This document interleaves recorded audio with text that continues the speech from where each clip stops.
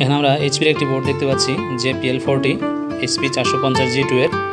তো বোর্ডটির প্রবলেম হচ্ছে বোর্ডটি no power অবস্থায় আছে, নো ডিসপ্লে অবস্থায় আছে, সরি নো ডিসপ্লে। আমরা এখানে র্যাম চেক করছি, বাট প্রবলেম নেই। এখানে পাওয়ার অন দেখতে পাচ্ছেন, ফ্যানটা ঘুরবে, ফ্যানটা ঘুরে প্রচণ্ড স্পিডে ঘুরে, বাট আমরা কিন্তু অডিও পোর্টে কোনো ডিসপ্লে দেখতে পাচ্ছি না। ফ্যানটা কিন্তু খুব স্পিডে ঘুরতেছে এবং শো সাউন্ড হচ্ছে, এবং আমাদের প্রত্যেকটা ভোল্টেজ কিন্তু ওকে আছে। বাট এখানে আমরা যে বায়োস ব্যাটারিটি দেখতে পাচ্ছি, ব্যাটারির পাওয়ার কিন্তু ডাউন 1.46 অনলি। সো যখন আমাদের এই ব্যাটারিটি ডাউন হয়ে যাবে, আমাদের বায়োস করাপ্টেড হয়ে যাবে, সেক্ষেত্রে আমরা ব্যাটারিটি চেঞ্জ করে দেখব। যদি ডিসপ্লে আসে তো ভালো। তো আমরা ব্যাটারিটি চেঞ্জ করার পরেও কিন্তু আমাদের ডিসপ্লে আসতেছে না। ওকে, তো আমরা এখন নতুন করে বায়োসটা রাইট করব, যেহেতু বায়োসটা করাপ্ট হয়ে গেছে। নতুন করে বায়োস করে দেখব যে আমাদের প্রবলেমটা সলভ হয় কিনা। আমরা বায়োসটি ডাউনলোড করে নিচ্ছি এবং এক্সট্রাক্ট করে নিচ্ছি।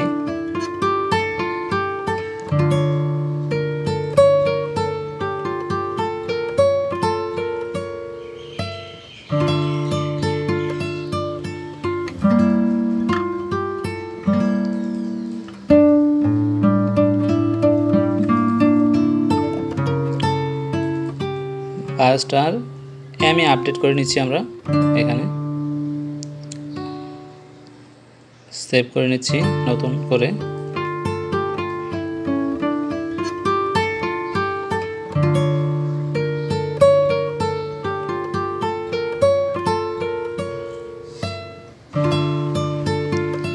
RT809F যে প্রোগ্রাম আছে সেই প্রোগ্রামার দিয়ে আমরা প্রোগ্রামটা করে নিচ্ছি বায়োসে। এক্ষেত্রে বায়োস ডাউনলোড করার ক্ষেত্রে একটা জিনিস লক্ষ্য করতে হবে, অবশ্যই আমাদের বায়োসের যে কোড আছে সেটার প্রথম এবং সেকেন্ড কোডটি সেম রাখতে হবে।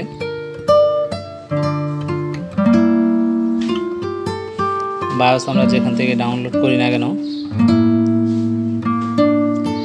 আমি আপডেট করার ক্ষেত্রে এই জিনিসটা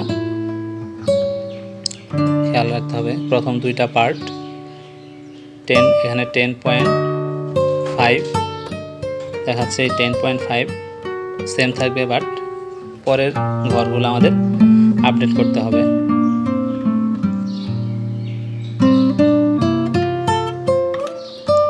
অনেক সময় দেখা যাবে যে 9.5ও ডাউনলোড হয়, কিন্তু আমাদের যে বায়োসটা আছে সেই বায়োসটা আগে সেভ করে নিতে হবে পিসিতে, এবং সেটার প্রথম কোড দুইটা দেখতে হবে।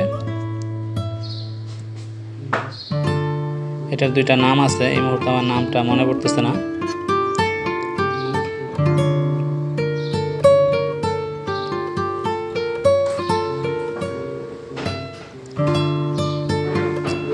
এখানে হয়তো বায়োসের পুরো প্রসেসটা বোঝা যাবে না, তারপর আমরা সিস্টেমটা দেখাচ্ছি কিভাবে আমরা কাজটা করতেছি।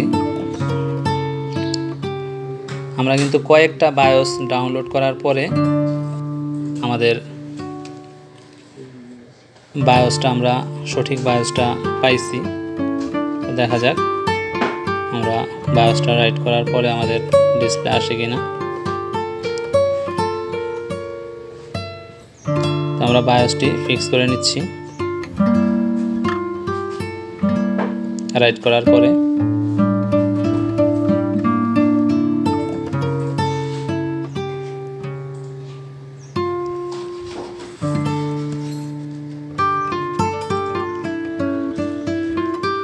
ক্লিন করে নিচ্ছি বায়োসটি।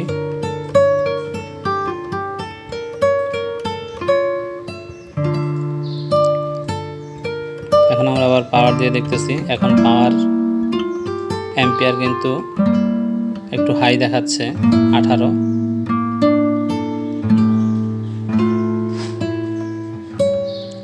পাওয়ারটি দিচ্ছি আমরা, দেখি।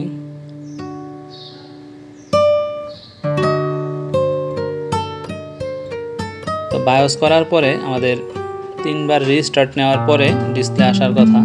এটা একটা সিস্টেম, 3 বার রিস্টার্ট নিলে দেন আমাদের ডিসপ্লে আসবে। বাট এখন আমাদের হাই স্পিডে ফ্যান ঘুরতেছে, বাট নো ডিসপ্লে অবস্থায় আছে।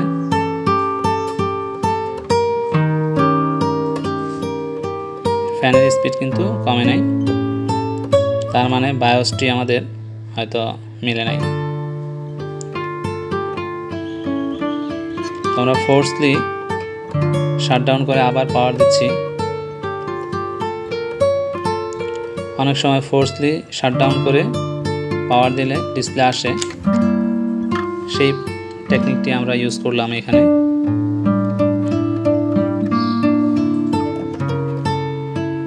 বাট ডিসপ্লে আসতেছে না।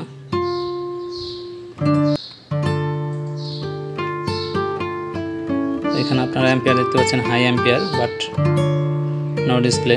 আমরা প্রত্যেকটা কয়েলের ভোল্টেজ দেখতেছি যে প্রত্যেকটা কয়েলের ভোল্টেজ কিন্তু ওকে আছে, কোনো সমস্যা নেই।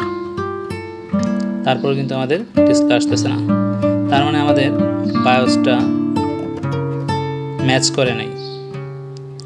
আমরা যে এমই আপডেট করছি সে এমই আপডেটেও প্রবলেম থাকতে পারে। তো আমরা এখন আবার নতুন করে আরেকটা বায়োস ডাউনলোড করে এমই আপডেট না করে আমরা সেটা রাইট করে দিব।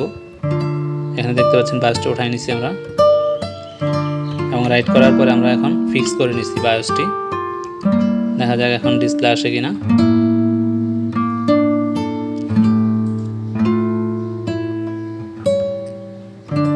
অ্যাম্পিয়ার কিন্তু হাই হয়েছে,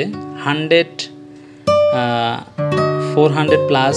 আমাদের এখানে থেকে 100 যদি ডিফারেন্স হয় সেক্ষেত্রে ডিসপ্লে চলে আসার কথা। আমরা বায়োসটি করার পরে অবশ্যই ডিসপ্লে লাগিয়ে দেখতে হবে যে আমাদের ডিসপ্লেটা আসে কিনা। আমাদের অডিও পোর্টে কিন্তু এখনও ডিসপ্লে আসে নাই। তো আমরা এখানে ডিসপ্লেটা অ্যাড করে দেখব যে আমাদের প্রবলেমটা সলভ হয়েছে কিনা।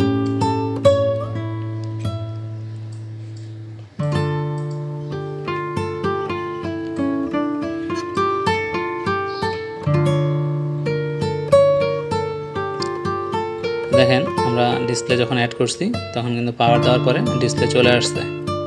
আমরা আরেকবার অন করে দেখি, হ্যাঁ ডিসপ্লে কিন্তু চলে আসছে। তার মানে আমাদের এটাতে বায়োসেরই প্রবলেম ছিল, সঠিক বায়োস দেওয়ার পরেই ওকে।